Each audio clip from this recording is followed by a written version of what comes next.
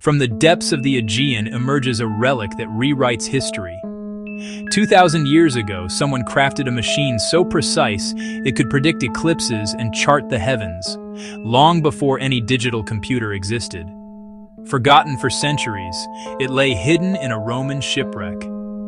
Today we dive back into the deep to uncover the incredible story of an ancient device that shouldn't exist. A machine lost to time, waiting in silence.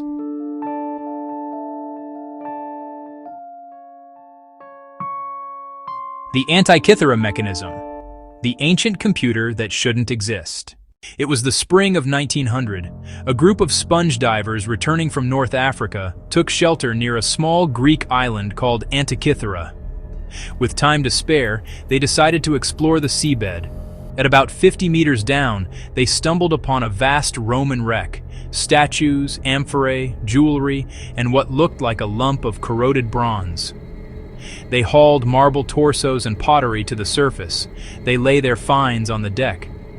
Among the treasures was a misshapen, barnacle-covered bronze mass. The divers dismissed the bronze lump as debris. It was sent to the National Archaeological Museum in Athens and forgotten. For 2 years, it sat unnoticed in a back room.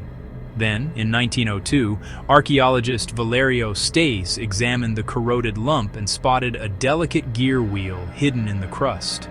Suddenly, this wasn't a scrap of metal. It was a machine. What kind of machine could the ancient Greeks have built with gears? No other artifact like it existed from antiquity. Only fragile fragments remained, baffling scholars for decades. It would take modern technology to reveal its secrets. Hints in the inscriptions whispered of calendars and eclipses. For years, the mechanism hid in plain sight, its purpose obscured by time. Yet within those shards lay a map of the heavens.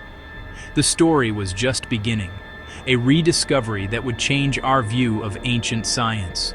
From shipwreck to showcase, a lost brilliance waited to shine again. The clue was simple: a gear wheel, delicate, deliberate, undeniable.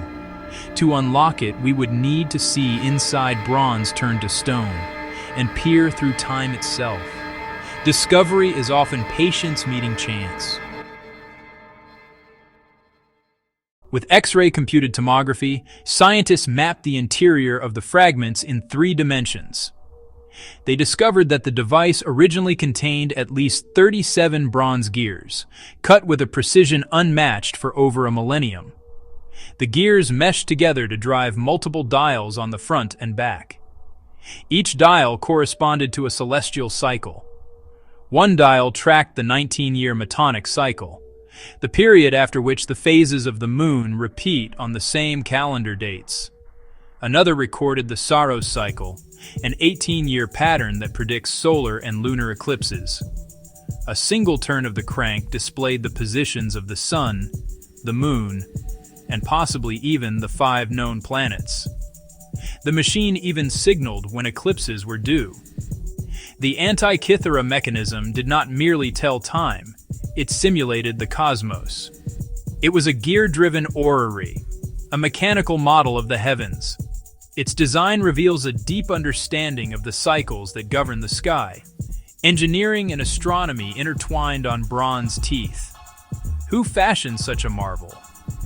Many scholars think it came from the island of Rhodes, then a center of Hellenistic science and engineering. It may even be linked to the school of Archimedes. Whoever built it combined astronomy, mathematics, and engineering in a way that would not be matched until the Renaissance.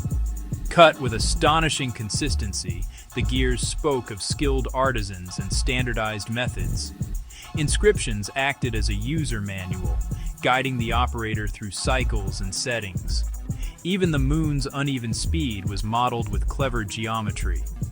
Turn the handle, and the sky turned with it. Behind the elegance lay hours of craft, filing, fitting, and testing. A silent computer, centuries before the word existed. Modern tools resurrected ancient insight, and the machine finally spoke. To understand it fully, we must understand analog computing.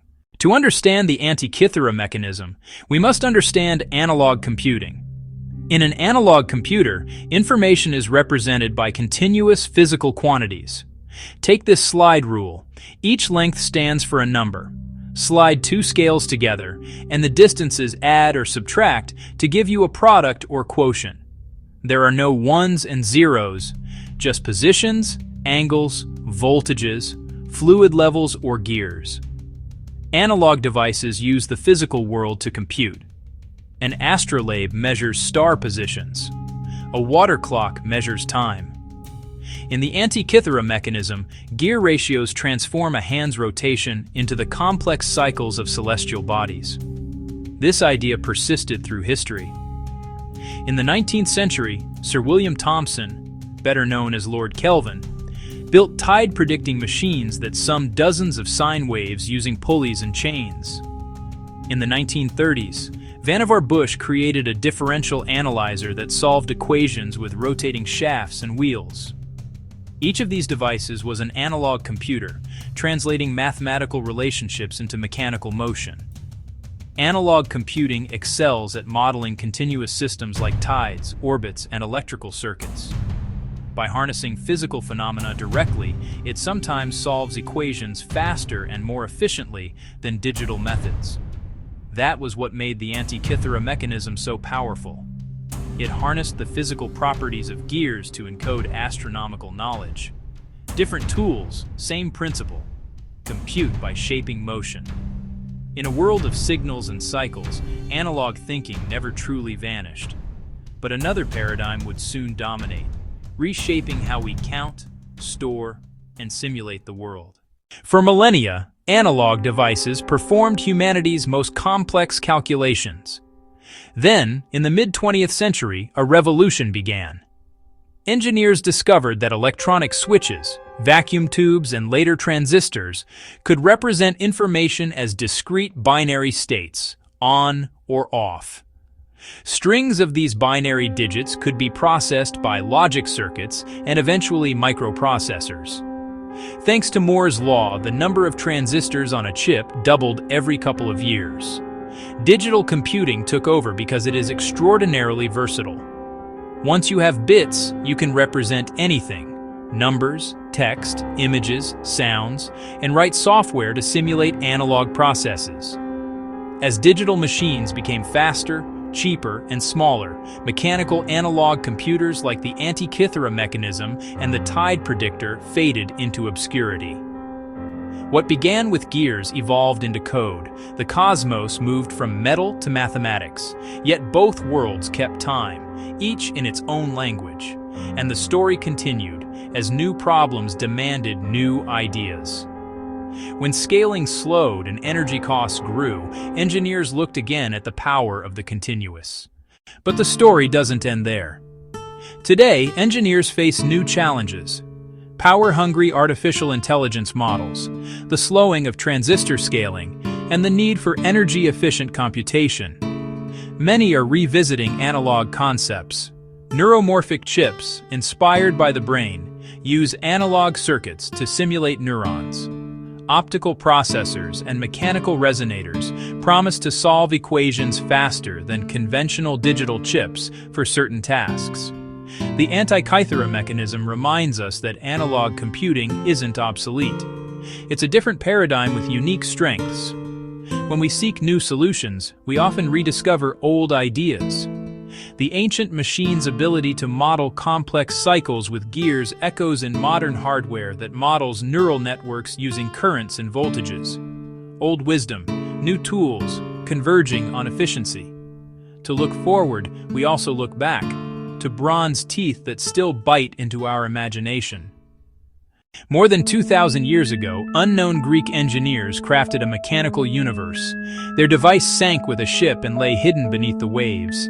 It contained dozens of bronze gears that modeled the movements of the sun, the moon, and eclipses. It is the earliest known analog computer, and its sophistication challenges our assumptions about ancient technology. Today, as we build machines to explore the cosmos, cure diseases, and connect billions of people, we stand on the shoulders of those ancient thinkers. Their gears still turn in our imagination, urging us to look back at the past, question what we think we know, and seek inspiration in lost knowledge. The future may be digital or analog, but it will always be human.